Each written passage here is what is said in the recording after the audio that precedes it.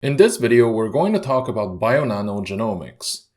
If you're considering about buying its shares in your portfolio, then please keep watching this video until the end because it covers many of the factors that should be considered regarding buying, holding, or selling the shares. During the most recent trading session, the stock opened at $6.27 and closed at $6.17. The lowest point at which it fell to was $6.05, and the highest point it rose to was $6.39. Compared to the current price action, its 52-week low was 42 cents, and the 52-week high was $15.69. The current trading volume of Bionano Genomics is 12.9 million shares compared to the average volume of 25 million shares. That means that the current number of shares traded amongst traders is almost 93% less than the average over the past. This means that the current number of shares traded among investors is almost half less than the average over the past.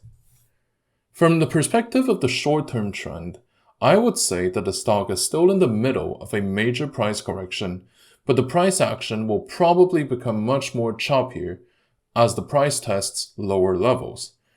From the long-term trend of the company, it seems like the company is still in a relatively high price level compared to where the stock has been back in early 2020.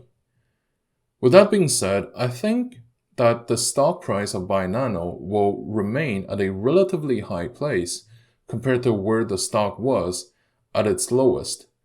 I just don't think that the stock will rebound at the current period of time. From the price action patterns, it would be up to you to determine if the price still has enough steam to go upward, regardless of the most recent fundamentals. Now, let's take a look at the market capitalization of the company, which represents how much the company is worth in the eyes of investors. The market cap of Bionano is actually one of the more significant increases during 2020 stock market craze. The stock increased from $52.7 million in 2018 to $1.72 billion in the present day. With that being said, one of the most significant reasons why that was the case is because the company was featured in ARK's Twitter feed, as well as scientific magazines praising its research in the genomic field. Another outside signal to observe is the total number of shares outstanding. Generally speaking, if the number of shares keeps increasing, then it suggests that a company is selling the equity to keep the ship afloat. Given that Bionano Genomics was rumored to be delisted on the exchange at one point, its price surge in 2020 was a very important opportunity for Bionano Genomics to raise capital by selling equity, and they've done a lot of that. A total of common shares outstanding went from 10 million shares back in 2017 to 278.9 million shares in the present day. This is an increase of almost 3,000% of shares, which means that the shareholders of 2017 were diluted by around 90%. My overall assessment of Bionano Genomics is that it is still testing where its price can go, and it is currently too early to predict where the bottom may be. However, the question may not be where the stock is going to land, but if you believe in the fundamental advances of the company. If you do, then it is a good idea to start buying the shares slowly over the next couple of weeks. The assessment is similar to many other growth stocks because the market is currently still reevaluating the extent at which it should participate in the current environment. Meanwhile, the financial market's overall sentiment is still relatively reluctant at putting more money in the same genre of company.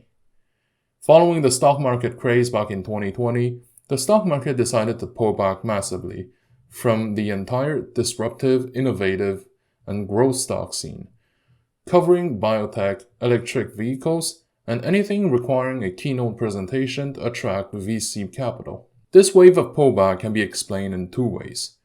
The market needed niches to park their capital inside to avoid getting heavy losses, and since the stock price of those companies increased multifold, Many of them decided to lock in the profits and didn't mind the massive sell-off that it would initiate.